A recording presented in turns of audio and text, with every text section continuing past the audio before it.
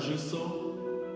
Tu es l'Esprit du Dieu vivant, l'Esprit qui nous donne la vie, l'Esprit qui construit notre être intérieur.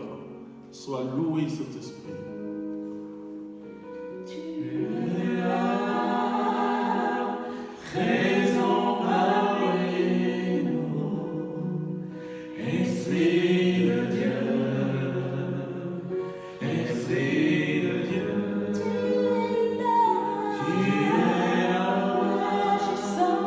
agissant parmi nous, Esprit de Dieu. Nous vous saluons dans le précieux nom de notre Seigneur Jésus-Christ. Nous nous trouvons en ce milieu du jour à Fréjus, c'est au sud de la France. Et tout à l'heure, nous allons vous inviter encore à vous connecter, puisque dans une heure, j'aurai une prédication et en même temps un ministère d'exercice, de charisme, en priant pour les malades, en priant pour la délivrance. Ce sera comme la pratique de cet enseignement. Et depuis quelques jours, nous partageons ensemble la parole de Dieu sur le combat spirituel. Et nous nous appuyons sur notre texte, Éphésiens chapitre 6, à partir du verset 10.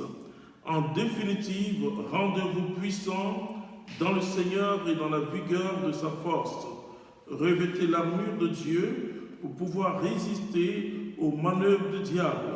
Car ce n'est pas contre des adversaires de sang et de chair que nous avons à lutter, mais contre les principautés, contre les puissances, contre les régisseurs de ce monde de ténèbres, contre les esprits du mal qui habitent les espaces célestes.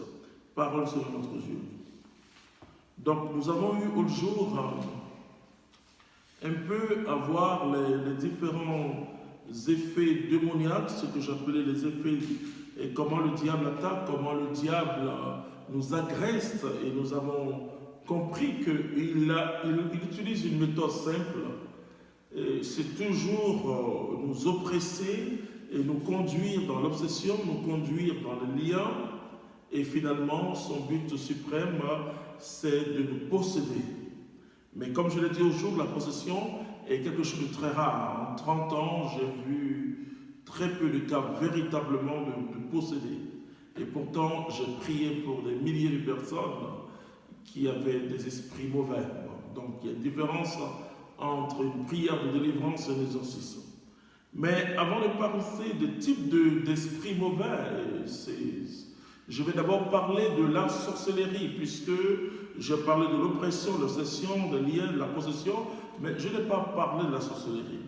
Est-ce que la sorcellerie est une œuvre démoniaque? Est-ce que la sorcellerie est provoquée par le démon ou bien provoquée par l'homme?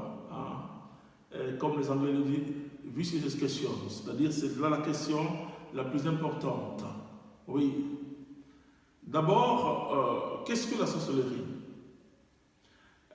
La sorcellerie vient d'un mot simple, sortis, qui veut dire ou sort, qui est en latin, parce que la sorcellerie, dans le langage d'abord, dans la compréhension occidentale, est considérée comme quelqu'un qui lance des sorts aux gens. Voilà. Ça, c'est la définition occidentale. Alors, on peut voir aussi la sorcellerie blanche, la sorcellerie noire. Alors, on dit que la sorcellerie blanche, elle est une bonne sorcellerie, et la sorcellerie noire, elle est une mauvaise sorcellerie. Voilà. On dit l'Afrique, c'est la sorcellerie noire. Alors, je vais vous définir la sorcellerie qui, dans sa conception africaine, et pas simplement africaine, mais les peuples, par exemple en Europe, on a connu ce qu'on appelle la chasse aux sorcières, c'est-à-dire le Moyen-Âge. Et ce qu'il faut comprendre, c'est que les Africains ont une définition qui me paraît plus universelle, puisque vous retrouvez la même définition en Amérique du Sud, vous le trouvez aussi en Asie, vous le trouvez un peu partout. La sorcellerie est une capacité, un pouvoir. Et ce pouvoir démoniaque est un pouvoir humain. Et c'est une déviation, d'abord, la sorcellerie est une déviation, donc c'est un pouvoir humain. Ah! Comment est-ce qu'un pouvoir humain, comment est-ce que Et l'être humain peut arriver à faire du mal, à envoûter son frère, bien sûr. Mais c'est une activité indirecte du démon. Beaucoup de gens restent dans un certain dualisme anthropologique. C'est-à-dire que pour eux, l'homme est corps et âme ou corps et esprit. Et ça, c'est une définition, je le dirais, scientifique. C'est-à-dire le corps et puis une partie qui réfléchit, une partie qui peut analyser. Oui, alors on voit l'homme, par exemple, dans l'anthropologie occidentale, on voit l'homme dans ce dualisme-là. Voilà, l'homme est composé d'un corps et d'un esprit.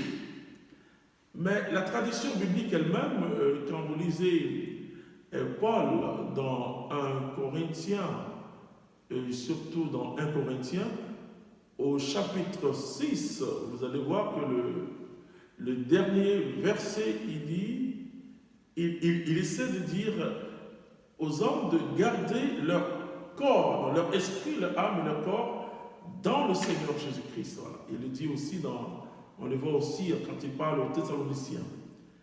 Et ce qu'il faut retenir, c'est que l'homme, il n'est pas que âme ou corps. Il est esprit, âme et corps. Et la Bible nous dit dans Romains au chapitre 8, verset 16, que l'Esprit Saint atteste à notre esprit que nous sommes devenus enfants de Dieu. Donc vous comprenez que l'Esprit Saint atteste à notre esprit que nous sommes devenus enfants de Dieu. Donc l'homme, il est esprit, âme et corps. Et qu'est-ce que Paul va nous dire encore toujours dans la lettre aux Éphésiens? Il va nous donner quelque chose qui est très important. Et quand nous prenons le chapitre 4, le verset 23, il va nous dire qu'il y a quelque chose qui est important de savoir, à saisir pour connaître ce que c'est que la sorcellerie. Et je vais lire le verset 26. Bon, d'abord, je vais prendre à partir du verset 25. Il dit: dès lors, plus de mensonges, que chacun dise la vérité à son prochain. Ne sommes-nous pas membres les uns des autres? Emportez-vous, mais ne commettez pas le péché, que le soleil ne se couche pas sur votre colère. Il ne faut pas donner prise au diable. Donc, quand je dis que la sorcellerie est un pouvoir humain, un pouvoir humain, le pouvoir de l'esprit humain. Mais cet esprit humain est, comme le dit dans un langage, pour ceux qui sont en Afrique, dans le langage africain, on dit ton cœur ou ton esprit est devenu sombre, est devenu noir. Parce que longtemps, on a cru que l'homme était neutre, c'est-à-dire qu'il y avait soit le démon qui agissait en lui, soit Dieu qui agissait en lui. Non, nous sommes en prison de trois esprits. Esprit de Dieu, voilà, qui est créateur, l'esprit de Dieu, créateur, le Dieu créateur. Et deuxièmement, il y a l'esprit du mauvais, l'esprit du diable. Et troisièmement, l'esprit humain. Donc, on est en face de trois esprits. Alors, souvent, on parle de l'esprit mauvais, du diable, qui est un être créé. Il n'est pas incréé. Vous savez, il y a eu une erreur dans les premiers siècles de l'Église qu'on appelle le dualisme. On pensait que le monde était régi par deux êtres incréés. Donc, et malheureusement, quand vous entendez certains chrétiens qui parlent du diable et qui parlent de Dieu, on a l'impression qu'ils mettent Dieu et le diable sur la même échelle. Non. Dieu, il est créateur et le diable, il est la créature. Donc, Dieu qui crée toutes choses, il crée, et comme le dit le credo, il est créateur du monde visible et du monde invisible. Voilà, le monde visible, c'est nous, mais avant le monde visible, il y avait le monde invisible, donc il y avait les anges. Les anges sont des êtres purement esprits, purement spirituels. Et c'est pourquoi le diable, par exemple, un jour, quelqu'un me disait, est-ce qu'on peut prier pour la repentance du diable? Je dis non, c'est fini. Sa faute est impardonnable et il est pur esprit. C'est vraiment, cette faute est irréversible, c'est fini. Et lui, il est damné.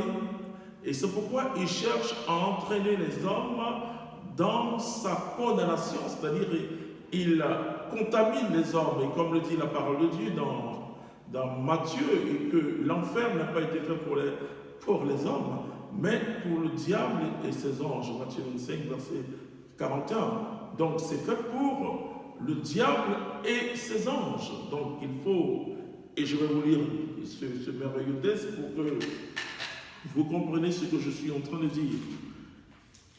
Dieu qui est si bon ne peut pas prévoir l'enfer pour les hommes. Malheureusement, et comme le dit Jésus, j'ai eu faim, tu ne m'as pas donné à manger. Donc le diable, ce qu'il fait, il cherche à corrompre l'homme de l'intérieur.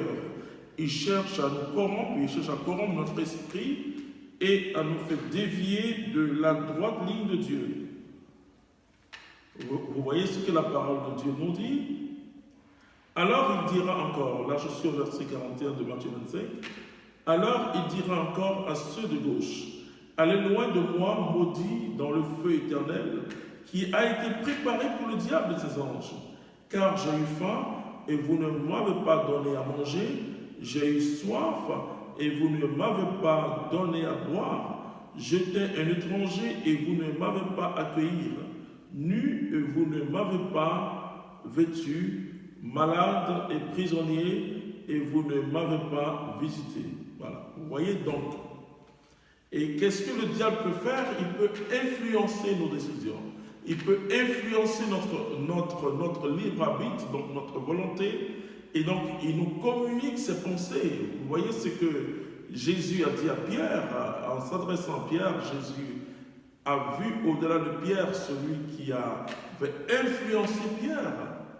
Et parce que puisque Pierre avait dit à Jésus, non, c'est pas possible, tu peux pas nous parler de la mort. Voilà, il voulait empêcher le plan de Dieu de se réaliser en la personne de Jésus. Alors, Jésus dit, arrière Satan, tu es pour moi un obstacle.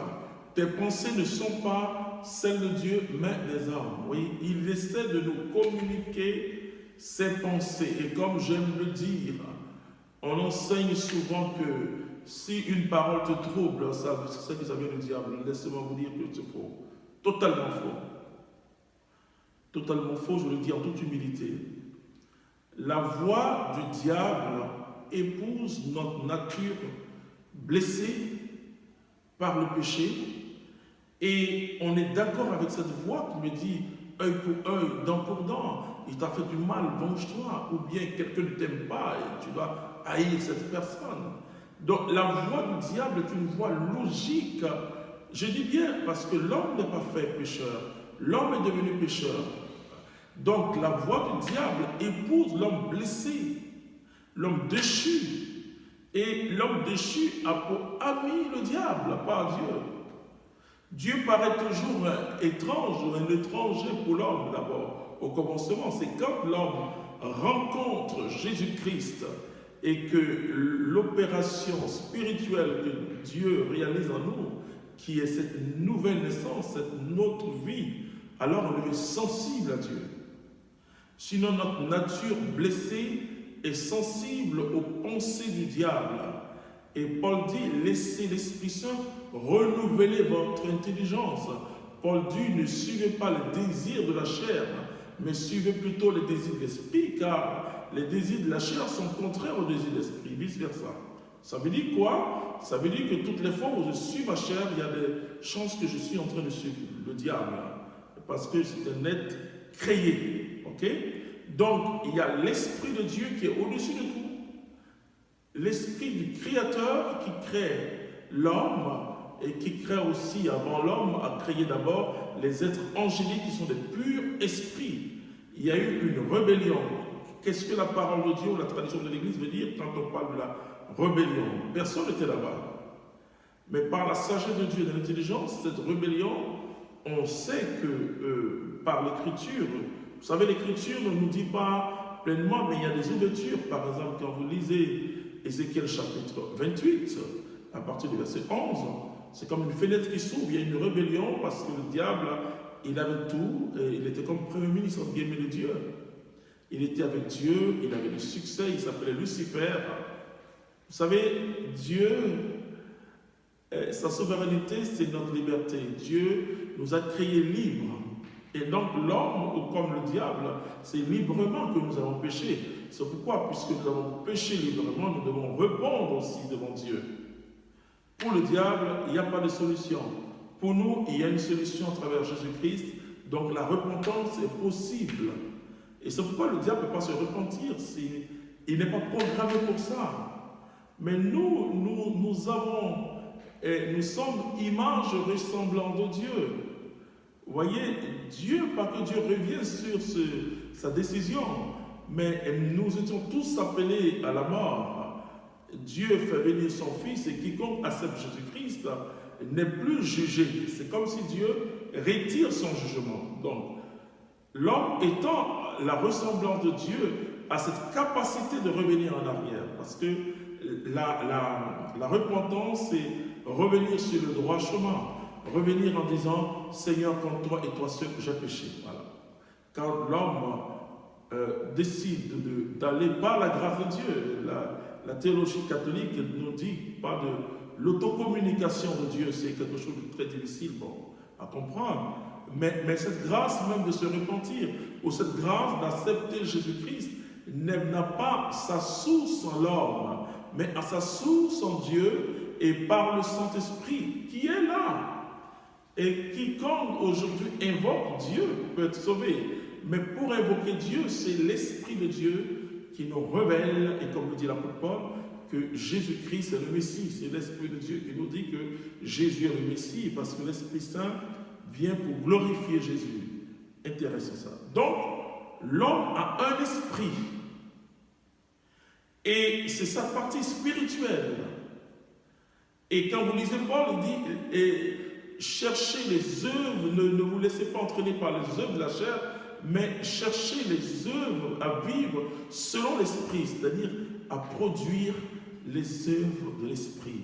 C'est vraiment intéressant et il nous montre ce que c'est que le fruit de l'esprit. Mais si vous écoutez bien, si vous lisez bien, parfois il parle de l'esprit avec grand E et l'esprit avec petit e. Il dit, quand il dit par exemple aux Corinthiens dans 1 Corinthiens chapitre 2 à partir du verset 7 à 10, quand il dit qui connaît l'homme si ce n'est l'esprit qui est en lui, c'est l'esprit petit e, alors il dit qui connaît Dieu si ce n'est l'esprit. Voilà, ça veut dire que c'est l'Esprit Saint qui nous révèle Jésus-Christ. Donc, qu'est-ce que le diable va faire? Jésus dit, c'est parce qu'il entre dans le corps, qu'il souille le corps, mais c'est ce qui sort du cœur. Voilà.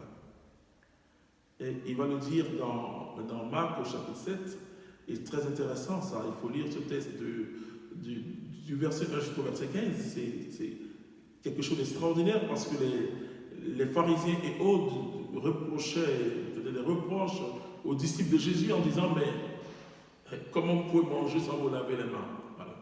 Alors Jésus dit, c'est parce qu'il entre qui souille, mais c'est ce qui sort du cœur.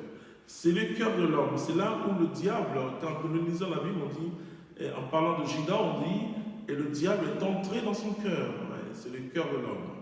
Et Jésus nous dit dans Matthieu chapitre 5, verset 21, il est dit que tu ne commettras pas de crime, tu ne tueras pas ton prochain.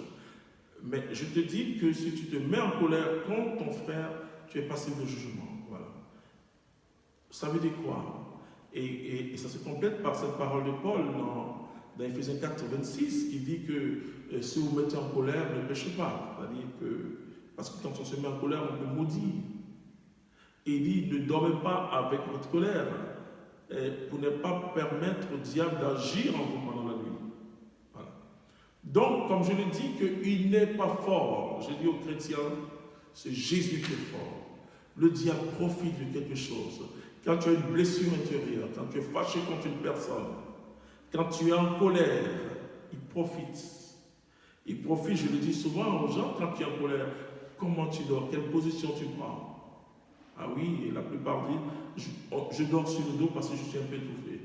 Et est-ce que tu arrives à bien dormir? Non. Qu'est-ce que tu prends? Donc j'ai des scènes bizarres, oui. Parce que cette nuit-là, c'est comme s'il y a une projection astrale, c'est la position de la projection astrale, c'est-à-dire sortir de son corps. Et tu pleures, tu dis, mais il m'a eu. il va voir, s'il pouvait mourir, il va voir, si son travail pouvait se gâter, elle m'a fait ça, il m'a fait ça. Surtout les couples, parfois, quand ils sont en colère, j'appelle ça la sorcellerie conjugale, c'est-à-dire ils se maudissent la nuit. Et donc, le diable peut mettre sur ton cœur, et comme je dis, il ne connaît pas nos pensées, il ne sait pas lire nos pensées, mais il les jette des pensées dans notre esprit. Alors, progressivement, alors que c'est simplement une parole que ton conjoint, ta conjointe, ou un frère ou une soeur, quelqu'un s'est adressé à toi, une seule parole, on dit, ah frère, je suis fatigué. Il va amplifier cette parole en toi. Et pourquoi tu te mets en colère contre ton frère? Et quand une fois que tu es en colère contre ton frère, il va te faire entretenir cette colère. Il va te faire aussi entretenir des soucis. Et à partir de cet instant, le terrain est plus facile pour lui. Et une fois qu'il a fait ça, on devient coléreux ou jaloux, voilà, et on entretient chaque fois quand on voit la personne, on dit, ah, celle-là, toujours elle, toujours elle. Laisse-moi te dire que c'est ce que j'appelle la sorcellerie passive. C'est-à-dire, tu ne te rends pas compte. Tu ne te rends pas compte, mais c'est la méchanceté. Une personne m'a dit, voici, il faut prier pour moi parce que j'ai des problèmes. Je suis encore veuve parce que, voilà, j'ai perdu un premier mari, deuxième devenu. Alors, je parle avec cette personne. Je lui dis, bon, que s'est-il passé? Elle dit, oui, un jour, mon mari est allé quelque part et puis il ment. Il a menti et puis je lui ai dit une parole. Je lui ai dit, mais si tu vas voir, si tu vas, tu vas mourir. Et puis effectivement, il est parti, il allait chez sa maîtresse, il est mort. Ok. De deuxième, non, il m'a frappé, voilà, il m'a frappé. Je lui ai dit, tu ne vas plus jamais frapper une femme. Et puis il est mort. Je lui ai dit, ma soeur, c'est ce qu'on appelle la sorcellerie passive. Et c'est pourquoi le chrétien doit ouvrir son cœur et son esprit au Saint-Esprit. Paul dit, gardez votre cœur et vos pensées dans le Seigneur Jésus-Christ. Nous devons avoir des pensées. Beaucoup de gens pensent que les sorciers, c'est solo ceux qui sont dans les villages, surtout les villages africains, en train de, voilà, avec les yeux rouges, ils sont fatigués. Ils sont fatigués, c'est pas forcément les sorciers. La sorcellerie se trouve en ville, à Paris, à New York, et partout quand quelqu'un veut avancer dans la vie. Et que moi je m'oppose, je deviens comme lui un coupeur de route, comme on le dit en Côte d'Ivoire. Un coupeur de route, je l'empêche d'avancer. Et quand tous les jours je me mets à maudire quelqu'un, ouais, tout simplement parce qu'on n'est plus ensemble. Et toi, jeune dame, écoute, quand tu te mets, il va voir, il m'a fait ça, il m'a fait ça. Mais c'est de la sorcellerie, c'est vrai qu'il t'a blessé. Il t'a fait du mal. Mais en tant que chrétien, en tant que chrétienne, la Bible dit de prier pour ceux qui nous font du mal. Voilà, vous voyez. Et savoir qu'on n'est pas dans la sorcellerie, c'est pouvoir dire, voici telle personne m'a fait du mal, mais Seigneur, je te demande pardon, parce que j'ai dû moi-même blesser cette personne, je te demande pardon, Seigneur. Voilà. Ça, c'est vraiment ce que le chrétien doit faire. Si tu n'arrives pas à pardonner, c'est qu'il y a un problème. Et le diable peut te tenter. Comme je l'ai dit, la sorcellerie, c'est une œuvre indirecte du diable, mais c'est l'homme qui a su cette responsabilité. C'est pourquoi dans les sociétés africaines, on dit le sorcier est coupable. On ne dira pas que non, le diable est entré en lui, etc. Non, on dit il est coupable. Mais il a été, c'est quelqu'un qui a été séduit par le démon. Et le sorcier est vraiment par nature l'homme déchu, selon la révélation chrétienne. C'est l'homme déchu totalement, hors de Dieu, qui n'a plus de sentiments humains, je le dis. Hein? De sentiments humains là, parce que de la sorcellerie passive, on passe en sorcellerie active. Alors on dit, comment savoir que je suis sorti? Oh là là. J'ai vu tant de personnes à qui on dit, si tu manges la nuit, la viande, alors tu es sorti. J'ai dit que tu n'as pas la sorcellerie, c'est pas ça la sorcellerie. Et si tu jeûnes beaucoup, tu vas te voir en train de manger la nuit, ce sont des rêves, c'est des fantasmes. Voilà, ou bien si tu aimes tel plat que tu n'arrives pas à voir ce plat dans la journée, Et bien sûr, tu auras des rêves, je ne parle même pas de songes. Effectivement aussi, la sorcellerie peut se transmettre, puisque c'est spirituel, par de ces actes-là. Mais il ne faut jamais commencer par dire parce que je mange la nuit alors je suis sorcier ou parce qu'on va ou bien enseigner les gens. Moi j'ai suivi une jeune fille qui avait 14-15 ans et à qui on a dit ces choses-là, qui était convaincue qu'elle était sorcière. Alors on dit, tu vois que tu n'aimes pas ton frère. Or, entre elle et son frère, il n'y a qu'un an. Un an de différence. Donc, quand son frère est né, effectivement, sa maman s'occupe plus du bébé qu'elle, alors qu'elle avait à peine 2 ans. Donc, il y a une toute petite jalousie normale, enfin, normale, humainement, normale. Il fallait seulement aider cet enfant à dire que non, écoute, ton petit frère est béni, c'est ton petit frère, etc. Bon, il faut pouvoir parler aux enfants quand les enfants viennent. Il faut dire, ah, écoute, il faut être heureux, ta petite soeur arrive, ton petit frère arrive, etc. Et à qui on a dit, oui, comme ça tu n'aimes pas tes frères, oh là là. Et la petite est tombée dans une dépression pendant 4 jours, elle ne pouvait pas dormir. Et j'étais en France, quand sa maman m'a appelé il y a 4-5 ans de cela, elle m'a dit, oui, ma fille est sorcière, etc. Je dis souvent aux chrétiens, ne dites pas ces choses rapidement. On a toujours besoin de discernement. Et c'est très important. On a besoin de discernement. Et j'ai la grâce. J'ai la grâce, pas que je suis spécialiste de ces choses, mais j'ai la grâce de finir ma thèse que j'ai déposée. Prions que je puisse soutenir en théologie dogmatique sur le thème la sorcellerie et le salut en Jésus-Christ en Afrique noire. Donc j'ai étudié ce phénomène d'abord dans l'évangélisation, je rencontre des cas, mais aussi d'une manière théologique, j'ai étudié. C'est pas dans un village de 1000 personnes en Afrique, écoutez-moi bien africain, on va trouver entre 3 et 6 sorciers. Tout le monde n'est pas sorcier. C'est pas parce que les gens sont fatigués, c'est pas parce que les gens sont blessés intérieurement. Mais je parle souvent de la sorcellerie passive qui est dans le cœur de l'homme, puisque la sorcellerie est dans le cœur de l'homme. Et donc la sorcellerie passive, quand tu restes longtemps dans la colère, dans la jalousie et la haine, il aura un réflexe spirituel qui va commencer à fonctionner en toi. Et c'est comme quand tu as des soucis. Quand tu as des soucis, que tu n'arrives pas à dormir, tu seras malade physiquement. Tu auras une ulcère d'estomac, tu auras ta tension artérielle qui va monter, tu seras épuisé, tu seras fatigué. Mais aussi, Dieu a mis des limites. Quand l'homme va au-delà de ce qui est permis, quand l'homme va au-delà du fruit interdit, l'homme tombe dans la maladie, dans le mal, et l'homme tombe dans la mort, c'est-à-dire dans la séparation avec Dieu. Et donc, à force d'être jaloux, à force d'être méchant, à force de garder les rancunes et les colères, tu vas à ton issue, et ça c'est à ton issue développer des réflexes spirituels.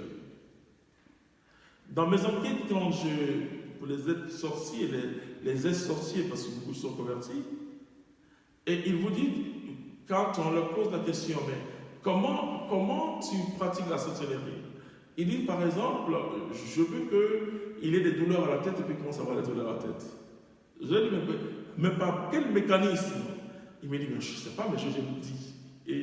Et ça arrive. Vous voyez, c'est la même chose, en parenthèse. Comparaison n'est pas raison. Hein? Quand on prie pour les malades, puisqu'on est sous la bénédiction de Jésus-Christ, on dit au nom de Jésus-Christ, marche, lève-toi et marche. Et puis ça arrive, mais le mécanisme qui a fait qu'il marche, ça, c'est Dieu. C'est Dieu. Donc le mécanisme aussi que le sorcier il vous dit, bon, soit je suis sorti de mon corps, j'aurai le temps, surtout je veux que vous posez quelques questions après, et pas forcément la réponse aujourd'hui, mais pour l'autre émission, je vais essayer de répondre. La réponse que je connais selon mon expérience, voilà, selon l'expérience que je vis, je ne suis pas sorcier, mais l'expérience d'écouter de la prière de libération par rapport aux sorciers, etc. Donc, on passe de la sorcellerie passive à la sorcellerie active. Dans la sorcellerie active, alors là, progressivement, à force de parole, donc cette dame dont je parlais, qui appelle les deux maris, j'ai dit, madame, vous avez besoin d'accepter Jésus-Christ comme mon Seigneur. Ouais. Et on ne peut pas délivrer un sorcier de la sorcellerie. Oh, ça va mal. Alors, qu'est-ce qu'il faut faire? On peut plutôt prier pour les gens qui sont victimes de la sorcellerie. C'est le sorcier lui-même qui renonce à sa sorcellerie. Vous voyez, par sa conversion. C'est pourquoi je dis, ce n'est pas un pouvoir qui vient de l'extérieur. Et la révélation chrétienne, la théologie catholique, nous montre que l'homme, avant la chute, avec beaucoup de facultés, et certains parlent même de dons préternaturels, et que l'homme, par la chute, a perdu, et que désormais, l'homme entre normalement en relation avec ce qui est spirituel que par Dieu, dans ce Dieu, ou par le démon. Voilà. Mais l'étude que j'ai faite m'a permis de comprendre que l'esprit de l'homme n'est pas aussi innocent que ça, et la sorcellerie est ce qui caractérise nos propos pour dire que quand le diable, il agit toujours par la tentation, il vous envoie des mauvais esprits, les mauvaises pensées, et quand vous entretenez ces pensées pendant des années, pendant des nuits, et vous ouvrez des portes aux démons, et ce que je ne peux pas vous répondre parce que je ne suis pas sorcier, mais ce que je sais, c'est qu'il a sûrement l'appui du diable pour développer certaines facultés. Il joue le rôle de l'entraîneur. Mais ce n'est pas l'entraîneur qui marque les buts, c'est le joueur. Alors, il va vous aider, d'une manière très indirecte, à développer, à entretenir la méchanceté, à maudire. Pourquoi Jésus dit à ses disciples de ne pas maudire, mais de bénir?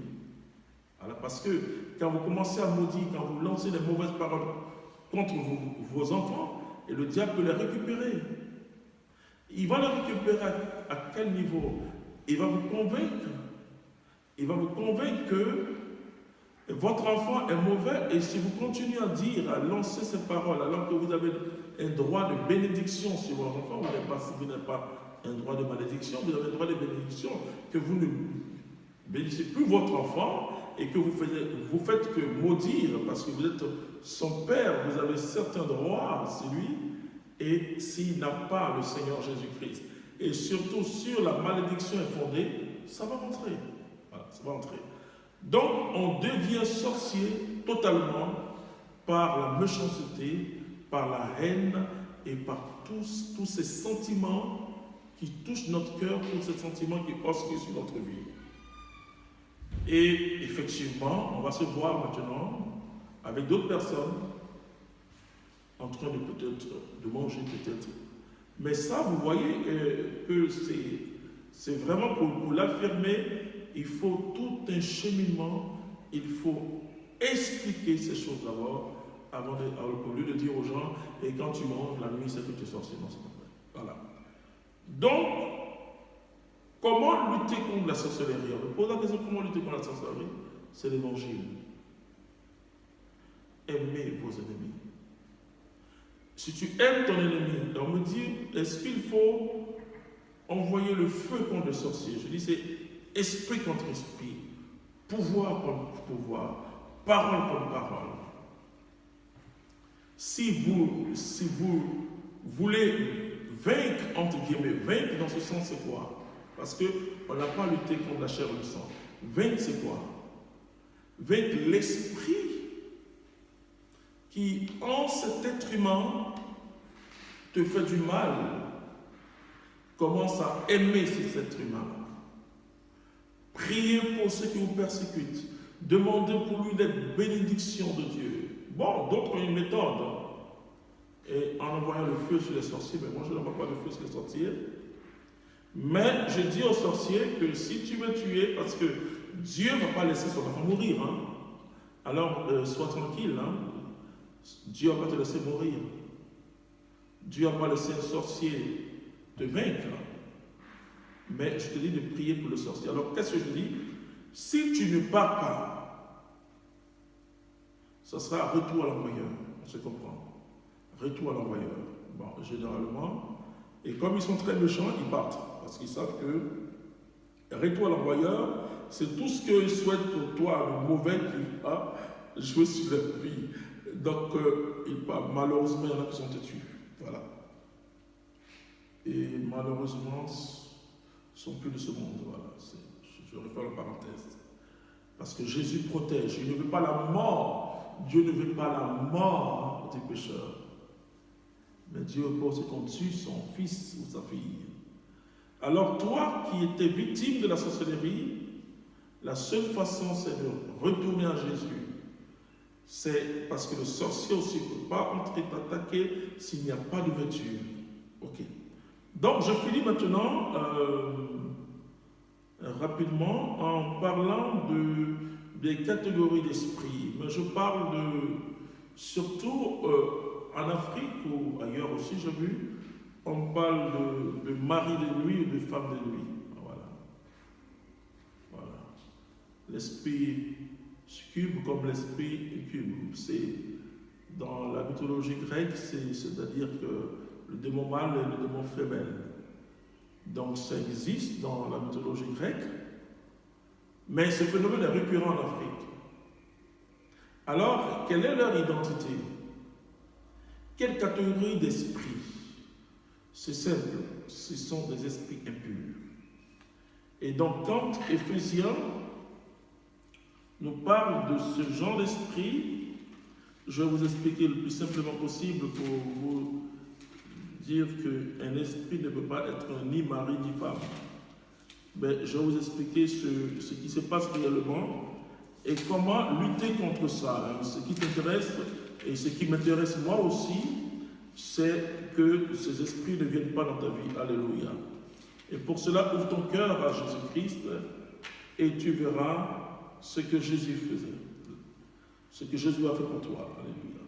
Il dit, car ce n'est pas contre des adversaires de sang et de chair que nous avons à lutter. Ce n'est pas contre nos frères et sœurs, mais contre les principautés, contre les puissances, contre les régisseurs du monde, de ce monde de ténèbres, contre les esprits du mal qui habitent les espaces célestes. Vous voyez, il parle beaucoup d'esprits.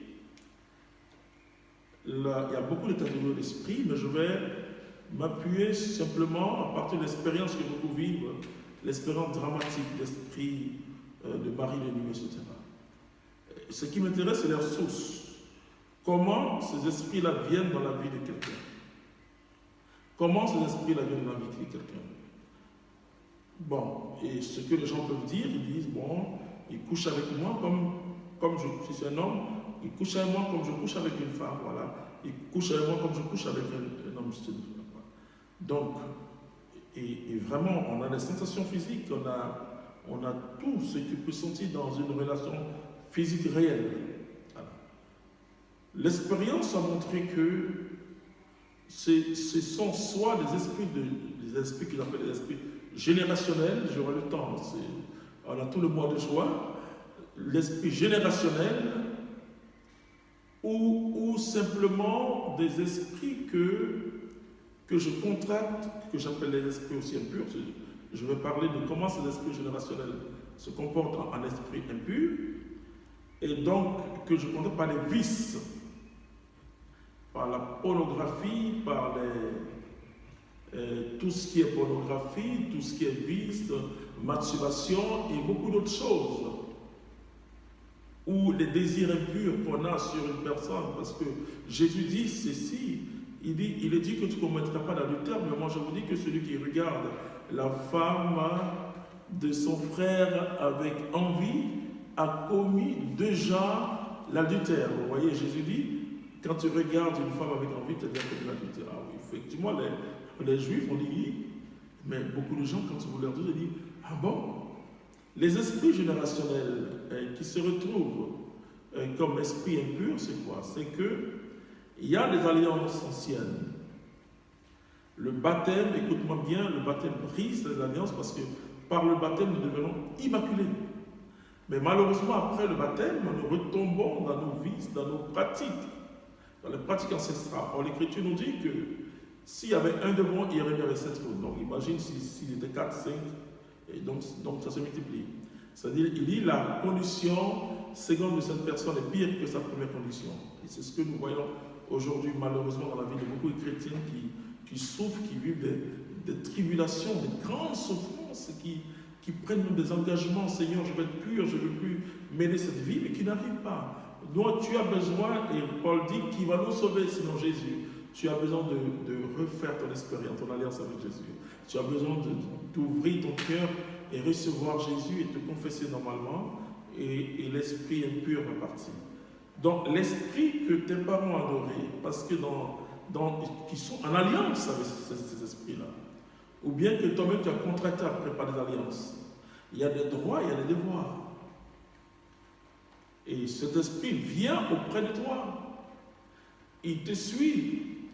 Il est avec toi. Excuse-moi, si tu es une femme, il se comporte comme un mari, puisque si tu ne l'adores plus, que tu vas voir un autre féticheur, enfin, je ne sais pas moi, un autre esprit que tu m'as adoré, et il t'agresse, il bloque aussi. Il était là pour te donner la santé, il va te donner la maladie.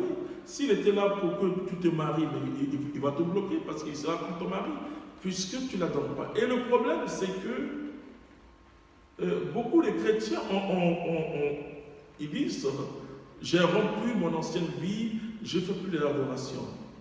Mais ça ne suffit pas. Est-ce que tu marches en enfant de Dieu? Est-ce que tu marches en sainteté de vie? Tant que tu marches en sainteté de vie, le démon ne peut pas t'attaquer. Mais tu ne l'adores plus. Et la Bible dit, puisque tu ne dis foi des choses, je te vomirai. Tu dis non, mais je n'adore plus les choses et puis tu fais autre chose. Tu fais autre chose, tu as la haine, tu as la méchanceté, tu as surtout l'impurité dans ta vie.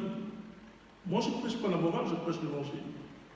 Mais je dis, la Bible dit que celui qui s'allie avec une prostituée devient une prostituée. Vous savez, quand Jésus dit en Matthieu 19, quand il parle du cas où on doit divorcer, il dit sans faute d'idolâtrie, voilà, ou d'infidélité. Voilà. L'infidélité dans ce cas-là, c'est l'idolâtrie. C'est-à-dire que quand vous laissez Dieu pour aller adorer, donc finalement, c'est comme si vous allez vous marier avec quelqu'un d'autre. La Bible dit que celui qui avait le Seigneur est avec lui un seul esprit. Nous sommes l'épouse de Jésus. L'Église est l'épouse de Jésus. Parce que nous sommes régis par une alliance nouvelle. Et dans cette alliance, nous devenons, ce sont des épousailles. L'Église est l'épouse de Jésus. Chaque chrétien, que tu sois un homme ou une femme, tu es l'épouse de Jésus. Voilà. Et quand il y a aussi de l'alliance, des pactes que les gens font, ils épousent ces esprits-là, et tu deviens chrétien, tu veux par exemple te marier, tu veux faire des enfants, mais comme ton expérience de Jésus-Christ n'est pas une expérience forte, parce qu'on ne peut pas être chrétien à moitié. Je le dis toujours dans l'éducation. Ou on est chrétien ou on n'est pas chrétien. On ne peut pas être hybride, quoi. Moitié chrétien, moitié pas. Non, ce n'est pas possible. Alors, ces esprits-là vont jouer dans ta vie, ils vont comme se venger, ils vont se transformer en ce que vous appelez mari de nuit ou femme de nuit. Ils vont t'empêcher de te marier et parfois t'empêcher de concevoir. Ils viendront, par exemple, quand vous priez pour des personnes qui demandent à Dieu un enfant, vous voyez que ces esprits-là viennent au moment de la fécondité. Ou bien, elles ont parfois un petit retard, quoi. Et puis ils viennent, et dès qu'ils couchent, hop, ça part. Ou bien des hommes qui ont comme une impuissance, mais la nuit, et ces esprits-là viennent coucher avec eux. Donc, c'est généralement ce qu'on appelle les maris de nuit. Écoute-moi bien, tu as besoin d'être délivré, mais à la racine. Couper les liens ancestraux. Les liens ancestraux, on a besoin de couper les liens ancestraux mauvais. C'est-à-dire que tout ce qui était adoration, que malheureusement tu as continué. Vous voyez beaucoup de personnes dans les îles, même en Amérique du Sud comme en Afrique, on adore presque les morts. Il y a des sacrifices de mort, il y a toutes ces choses-là. Donc, et là, tu vas recevoir ce qu'on appelle les esprits de mort, qui sont aussi une autre forme d'esprit mauvais ou impur, ça dépend du caractère que prend cet esprit de mort. Donc, puisqu'il est là pour moi, ce qu'il faut retenir, c'est que chaque esprit est défini à partir des fonctions, de ses fonctions. Si c'est un esprit qui vient, un esprit qui t'apporte la paresse, on dit souvent l'esprit de paresse, mais ce sont des anges déchus. Ce sont des anges déchus. Et la typologie ou bien la catégorisation des esprits se fait à partir, comme je dis souvent aux gens, à partir de ce que l'Écriture et la tradition nous révèlent, ou bien à partir des fonctions que nous connaissons de ces esprits-là. Il y a les esprits sanguinaires.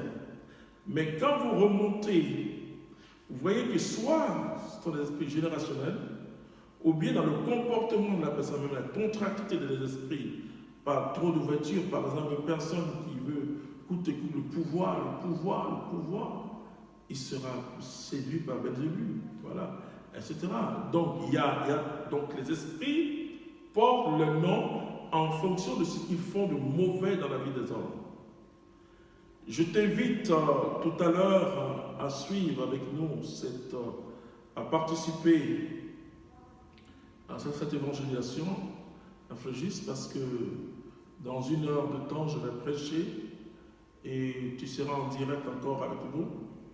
Mais là, je vais prier pour toi. Tu comprends que cette émission est là pour nous aider à comprendre. Donc, je me résume. Premièrement, la sorcellerie est un pouvoir humain, mais on peut dire un pouvoir humain satanique. Ce n'est pas un bon pouvoir.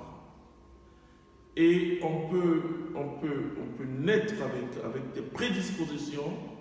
C'est pourquoi en Afrique, quand un enfant, on y voit clair, on dit qu'il a trop de révélations, on dit qu'il faut laver sa figure parce que les sorciers risquent de le recruter, parce qu'ils ont déjà avec eux quelqu'un qui voit dans le monde spirituel. Voilà. Donc, puisque celui qui voit dans le monde spirituel, qui n'est pas en Jésus-Christ, forcément, le diable va t'injecter des mauvaises pensées, puisque tu sais que tu as un don ou un pouvoir, et il va te faire utiliser d'une manière mauvaise ce pouvoir. C'est un pouvoir qui est en l'homme, et ce pouvoir est dirigé dans le sens le plus dangereux, le sens diabolique. Voilà, diabolique dans le sens obscur de ce pouvoir, parce que indirectement, le diable aide les hommes à développer cela. Mais c'est la responsabilité des hommes, voilà, de faire la sorcellerie ou de renoncer à la sorcellerie. Quand vous priez pour un sorcier, s'il n'est pas d'accord pour être délivré, il ne sera jamais délivré, donc ce n'est pas la peine. Mais s'il accepte Jésus-Christ, alors il peut progressivement perdre ses réflexes de sorcellerie. Voilà. C'est comme quand vous avez affaire à quelqu'un qui a des sens occultes, qui est dans un groupe de prière, franc-maçonnerie, franc-maçon ou un crucifixien, vous allez voir qu'il ne va pas chercher à être anonyme, quoi, ranger les chaises, non. Il va s'approcher des responsables, il va se faire voir tout de suite, voilà. Ça, c'est ça. Et le sorcier, c'est quelqu'un qui pardonne difficilement. Voilà. Ça, je préfère qu'on le dise, pardonne difficilement. Et si tu es dans le cas, si tu as des problèmes pour pardonner parce que tu es blessé, et fais attention, je ne dis pas que tu es dans la sorcellerie, mais tu dois faire attention parce que si tu continues comme ça, tu peux vraiment tomber dans la sorcellerie active. Ensuite, je vais montrer quelques catégories des démons, mais je vais parler surtout d'esprit impur. Donc les prochaines fois, je vais détailler, je vais prier pour toi, pour que tu aies un très bon après-midi et que ce samedi, quel que soit le lieu où tu te trouves, qu'il pleuve, qu'il neige et qu'il y ait le soleil, Jésus, le soleil de justice est avec toi et que Jésus va te bénir. Seigneur, l'obscurité n'aura pas le pouvoir sur tes enfants parce que tu l'as dit, le séjour des morts n'aura aucun pouvoir sur mon Église.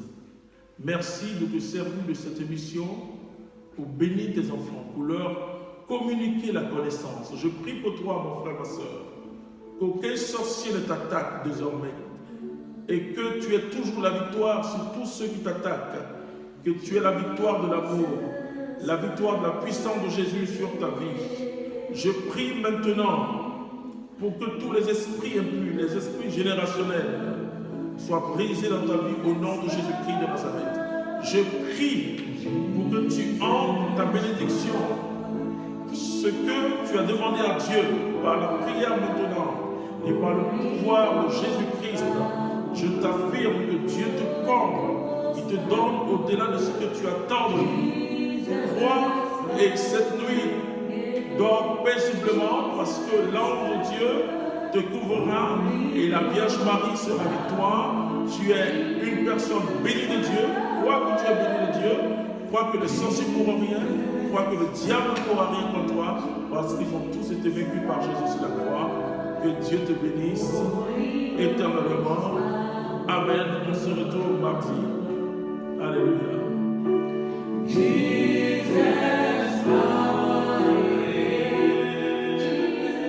surtout à la même heure. Midi, 12h GMT et heure française, 14h. Que Dieu te comble. Amen.